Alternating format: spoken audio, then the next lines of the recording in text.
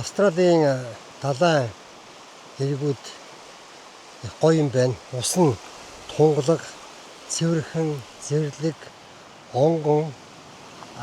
Тэгээд энд хог өрөөсөө байхгүй.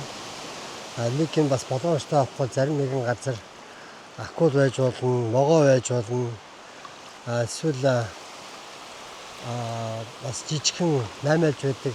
Тэр наймаалжинд хатгуулах юм бол хүн одоо баг 5 минутын дараа нас ордог гэж ярьж байна. Тэгээд бас далайн давлгаа нь заримдаа хүчтэй аваа явдаг учраас болгоомжтой давлгаа цааш нь татаад байвал орой руугаа шууд явж болохгүй, хоёр тал руугаа сэлж гарна гэд бас олон мэдээлэл зөвлөгөө өгч байна. Энэ далайн өнгө бол үнэхээр үнэсэнтэй сайхан байна. Тэгээд энэ арал дээр кенгуру гэдэг арал дээр байгаа. Кенгуру арал дээр жуулчид бас нэг ирдэг юм байна. Хүн цөөхөн юм байна.